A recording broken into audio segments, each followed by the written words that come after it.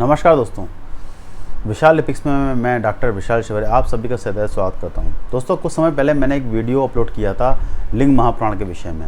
लिंग महापुराण किस प्रकाशन का पढ़ना चाहिए, आप लोग वो वीडियो ज़रूर देखिएगा। उसके बाद इस वीडियो को देखने में आपको अच्छा लगेगा।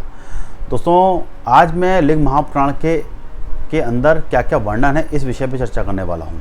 क्या क्या वर्णन मिलता है हमको लिंग महापुराण में, किस तरह से दिया हुआ है, कैसे लिंग महापुराण का प्रादुर्भाव हुआ और क्या क्या कथाएं उसमें वर्णित हैं। दोस्तों, ये वीडियो आपके लिए बहुत महत्वपूर्ण होने वाला है क्योंकि मैं इसमें पूरे आपको इंडेक्स के विषय में बताऊंगा कि लिंग महापुराण में क्या क्या वर्णन है। तो दोस्तों, मैं आपको एक चीज़ बताना चाहता हूँ, स्पष्ट कर देना चाहता हूँ कि आप लोग ज़रूर मेरे इस इंडेक्स वाले वीडियो को जरूर देखा करिए कि इस किताब में क्या वर्णन है। इससे आपको हेल्प ये मिलेगी कि आप लोगों को पता चल जाएगा कि इस किताब में क्या क्या बातें वर्णित हैं जो आपको पढ़नी है। अगर आपको वो चीज़ें पता रहेंगी तो आप अपने बुद्धि विवेक के अनुसार वो किताब मंगा सकते हैं, पढ़ सकते हैं। आपको हेल्प मिलेगी कि इस किताब में क्या वर्णन मिलता है। नहीं तो आप कोई भी बुक मंगाएंगे, उसके विषय में आप बिना जाने बिना आप पढ़ना शुरू कर देंगे तो आपको उससे प्रॉब्लम हो सकती है। बाद में आपको लगे कि शायद ये बुक में मंगाना चाहिए था कि नहीं चाहिए था। तो सिर्फ इसलिए मैं आप लोगों को इसके विषय में बताता हूँ कि इसमें क्या क्या वर्णन है। तो आप शुरू से लेकर आखिर तक वीडियो जरूर देखिएगा। और दोस्तों, ये भी चीज़ स्पष्ट कर दूँ कि वीडियो एक सीरीज़ में बनाया जाएगा जिसमें कई भाग होंगे।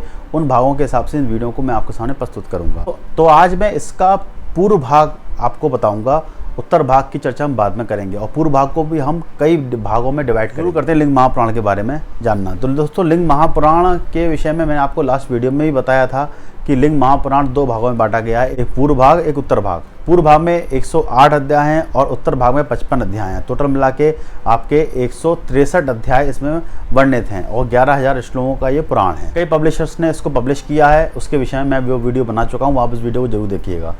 इसके बाद अब हम चलते हैं सीधे बात चर्चा न करते हुए इसके इंडेक्स पर, क्योंकि लिंग महापुराण का मतलब ही है कि लिंग यानी शिवलिंग के संबंध में, इसमें शिवलिंग के संबंध में जो भी बातें हैं इसमें कही गई हैं और वावे की लिंग की पूजा विधि इसमें बताई गई है। तो ये एक तरह का शैव पुराण है। तो चलते हैं इसके इंडेक्स पर। इंडेक्स में देखिए, सबसे पहला अध्याय इसमें लिखा है जैसे लिंगोत्पत्ति की प्रतिज्ञा का वर्णन। जब सूत जी द्वारा ये कथा सुनाई गई, इसके विषय में यह वर्णन मिलता है कि लिंग पुराण कैसे आया, कैसे सूत जी द्वारा बोला गया, इस चीज़ के बारे में वर्णन मिलता है। इसके बाद दूसरे अध्याय में आप देखिए, इसके जो इंडेक्स का देखिए, लिंग पुराण के पराक्रम संक्षेप में अनुक्रमणिक का मतलब होता है इसका इंडेक्स, यानी इस विषय पे यहाँ पे पुराण भी कोई भी कथा शुरू होती है तब जाकर ये कथा उसी इंडेक्स के रूप में पहले बोल दी जाती है। तो ये वही चीज़ है। इसके बाद तीसरा अध्याय प्राकृत प्रारंभिक सृष्टि का वर्णन, भी अखंड ब्रह्मांड का निरूपण।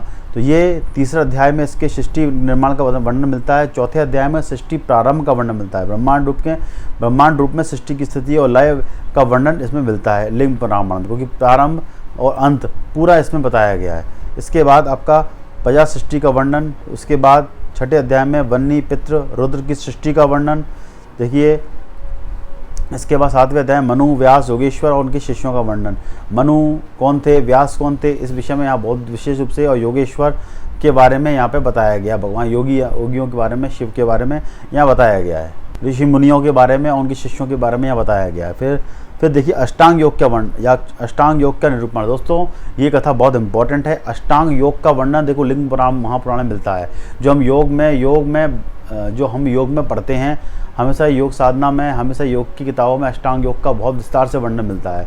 ये रेफरेंस यहाँ, इससे भी कुछ रेफरेंस लिंग महापुराण के उसमें लिए गए हैं और भी कई पुराणों ने अष्टांग योग के बारे में बताया हुआ है। तो ये कथा लिंग महापुराण में मिलती है। इसके बाद नवा अध्याय में योग के विघ्न का कथन, योग में क्या क्या विघ्न आते हैं उस चीज़ के बारे में बताया गया, क्या तपस्या में क्या क्या विघ्न आ सकते हैं। तो इस विषय में अष्ट सिद्धि का वर्णन इसमें मिलता है और योग स्वरूप का कथन मिलता है। इसका 10वां अध्याय भक्ति भाव का कथन, भक्ति और श्रद्धा का महत्व का वर्णन इसमें मिलता है। उसके बाद 11वें अध्याय में सद्योजात महात्मा, सद्योजात उनके शिष्यों का वर्णन मिलता है। 12वें अध्याय में वामदेव का महात्मा मिलता है और उनके शिष्यों का वर्णन। फिर 13वें अध्याय में तत्पुरुष महात्मा यानी तत्पुरुष गायत्री का उपाख्यान के बारे में यहाँ वर्णन मिलता है। हालांकि गायत्री के विषय में यहाँ इसमें आने वाली कथाओं में भी वर्णन मिलेगा। और तो यहाँ अब 14वें अध्याय में अघोर की उत्पत्ति, अघोरेश्वर की उत्पत्ति, भगवान का एक शिव का रूप है अघोर, यानी शिव का सबसे सुंदर रूप अघोर कहलाता है, 5वां मुख अघोर कहलाता है। इस विषय में यहाँ पे बताया गया है और ये लिंग महापुराण में बहुत विशेष रूप से बताया गया है इस चीज़ को। फिर ईशान का महत्व, 16वें अध्याय में ईशान महात्मा, ईशान की उत्पत्ति एवं पंचमात्मा स्तोत्र गायत्री की महिमा का वर्णन। इसके बाद 17वां अध्याय में लिंग की उत्पत्ति का वर्णन, कि लिंग का वर्णन किस तरह से होता है, और विष्णु का ब्रह्मा का विवाह शांति के रूप में लिंग का प्रादुर्भाव हुआ। ये कथा मैं आपको शिव महापुराण में कि एक चैप्टर में सुना चुका हूँ। इसके विषय में मैंने एक वीडियो बनाया हुआ है ऑलरेडी, तो आप वो वीडियो ज़रूर देखिएगा। फिर इसके बाद 18वां अध्याय में विष्णु स्तव यानी विष्णु का महेश्वर विष्णुकृत महेश्वर का स्तोत्र, विष्णु द्वारा भगवान शिव का जो स्तोत्र गाया गया, इसके विषय में यहाँ बताया गया है। ये कई लोग स्तोत्र ये पूजाओं में गाते भी हैं। इसके बाद 20वें अध्याय में ब्रह्मा का प्रबोधन, विष्णु की नाभि से कमल से ब्रह्मा जी की उत्पत्ति हुई, किस तरह से इस विषय पे इसमें वर्णन मिलता है 20वें अध्याय में। 21वें अध्याय में आपको ब्रह्मा और विष्णु की द्वारा ब्रह्मा और विष्णु द्वारा स्तुति, ब्रह्मा विष्णु ने शिव की कैसे स्तुति की, इस विषय पे यहाँ बताया गया है। फिर 22वें अध्याय में रुद्र की उत्पत्ति का वर्णन, रुद्र अवतार कितने हुए और रुद्र की उत्पत्ति कैसे हुई। भगवान शिव को पहले रुद्र ही कहा जाता था, आज भगवान को शिव कहा जाता है। तो ये चीज़ यहाँ पे बताई गई है कि कैसे सर्वोद्भव ब्रह्मा का तत्व करना और सर्पों की उत्पत्ति का, महेश्वर से ब्रह्मा के विष्णु के वर प्राप्ति, सर्वरुद्र का उद्भव, सर्वरुद्र और ब्रह्मा का तप करना, सर्पों की उत्पत्ति का वर्णन इसमें मिलता है। फिर 23वें अध्याय में विविध कल्पों का वर्णन, कल्प क्या होते हैं, समय की गणना को कल्प कहते हैं भाई। सृष्टि का प्रारंभ और सृष्टि का अंत 4 अरब 32 करोड़ वर्ष का बराबर का एक ब्रह्मा का दिन होता है, रात्रि भी उतने समय की होती है, तो इन दोनों को मिला के एक कल्प कहा जाता है। इसके बाद शिव के 24वें अध्याय में शिव के अवतारों का वर्णन, कि शिव के कितने अवतार हुए। फिर इसमें ही बताया गया महेश्वर के में योगा अवतार और उनके शिष्य व्यास आदि युग के कर्मों का वर्णन भी इसमें मिलता है, और सारे अवतारों के विषय में कौन से अवतार कहाँ कैसे हुए, अच्छी कथा है, इसको पढ़ना चाहिए। इसके बाद 25वें अध्याय में स्नान आदि ऋषियों के पूछने पर लिंग अर्चन पूजन विधि, शिव द्वारा उक्त स्थान पर आचमन और विधि का वर्णन, लिंग की कैसे पूजा करनी चाहिए, इस विषय पर यहाँ पे वर्णन मिलता है। इसके बाद 26वें अध्याय में पंचयज्ञ विधान, यज्ञ ज्ञान और दुविधा संध्या नित्यकम और पंचयज्ञ कथन, पवित्र स्थान की प्रक्रिया, इस विषय में यहाँ बताया गया पंचयज्ञ विज्ञान। 27वें अध्याय में लिंग की पूजा विधि जो अभी चल रही थी, इसी तरह से लिंग की पूजा विधि कैसे होनी चाहिए, इस विषय पर भी यहाँ जोर दिया गया है। इसके बाद 28वें अध्याय में शिवार्चन तथा सांख्यादि का वर्णन, हृदय में शिव पूजन, शिव महिमा का पूरा निरूपण और सांख्य तत्वों की संख्या निरूपण और शिव के मानसिक पूजा, मन से कैसे शिव की पूजा की जाती है, इस विषय पर यहाँ बताया गया है। 29वें अध्याय में मृत्यु पर विजय प्राप्त करने के विषय में दारुवन में शिव का जाना, दारुवन वासियों के शिव का क्रोध और सुदर्शन का आख्यान तथा कर्म और संन्यास लक्षण। 30वें अध्याय में श्वेत मुनि की कथा के विषय में यहाँ बताया गया है।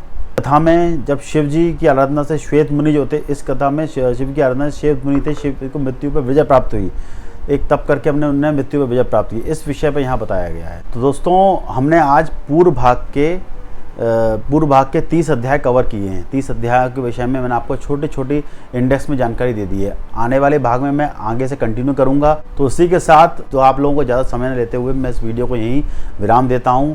और दोस्तों अगर आपने मेरे चैनल को सब्सक्राइब नहीं किया तो प्लीज़ सब्सक्राइब कीजिए। कोई बहुत सारे लोग हमारे वीडियो देखते हैं पर सब्सक्राइब नहीं करते हैं, ताकि मैं इससे अच्छे से अच्छे वीडियोज़ आप लोगों तक पहुँचा सकूँ। दोस्तों अगले वीडियो में फिर हाजिर होता हूँ और मुझे आज्ञा दीजिए। धन्यवाद।